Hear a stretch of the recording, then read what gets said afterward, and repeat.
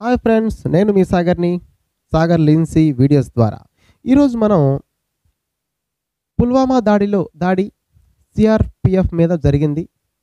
అంటే అసలు సిఆర్పిఎఫ్ అంటే ఏంది, దాని గురించి మనం ఈ వీడియోలో విపులంగా నేర్చుకోబోతున్నాం. పరీక్షలలో రావడానికి కూడా ఆస్కారం ఉంది. ఇలాంటి వీడియోస్ మరియు ముందు జీకే కరెంట్ అఫైర్స్ కోడింగ్ ద్వారా అందించిన వీడియోలు 150 వరకు ఉన్నాయి. వాటన్నిటినీ మీరు చూడాలంటే నేను ఈ యొక్క వీడియో కింద డిస్క్రిప్షన్లో Telegram link and WhatsApp link ఇస్తాను. వాటి ద్వారా ఈ యొక్క వీడియోలు చూడడానికి ఆస్కారం ఉంటుంది. ముందుకు వెళ్దాం. CRPF central reserve police force భారతదేశ కేంద్ర సాయుధ బలగాలలో central reserve police force CRPF అత్యంత పెద్ద దళం. కేంద్ర హోం మంత్రిత్వ శాఖ ఆధీనం కింద ఈ దళం పనిచేస్తుంది.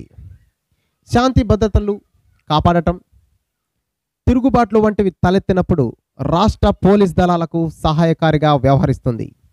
మొత్తం 239 బెటాలియన్లు 2017 నాటికి 3 లక్షల సిబ్బందితో దేశంలో అతిపెద్ద పారామిలిటరీ దళంగా సేవలందిస్తుంది.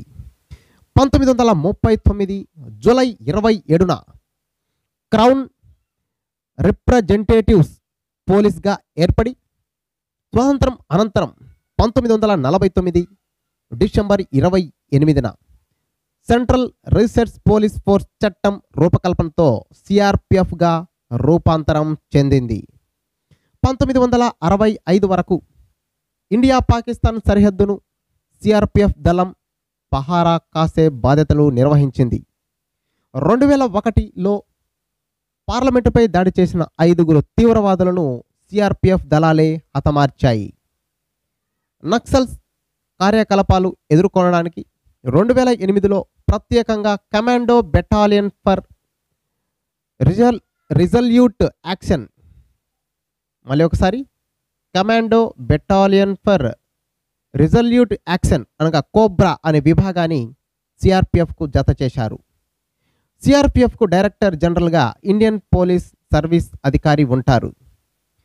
మొత్తం 10 పరిపాలనా విభాగాలుగా విభజించబడే సిఆర్పిఎఫ్కు ప్రతి విభాగానికి ఇన్స్పెక్టర్ జనరల్ హెడ్గా ఉంటారు. సిఆర్పిఎఫ్లో ప్రస్తుతం మొత్తం 243 బెటాలియన్లు ఉన్నాయి. ప్రతి బెటాలియన్లో సుమారుగా 1200 మంది కానిస్టేబుళ్లు ఉంటారు. ప్రతి బెటాలియన్కు కమాండెంట్ అనబడే అధికారి నేతృత్వం వహిస్తారు.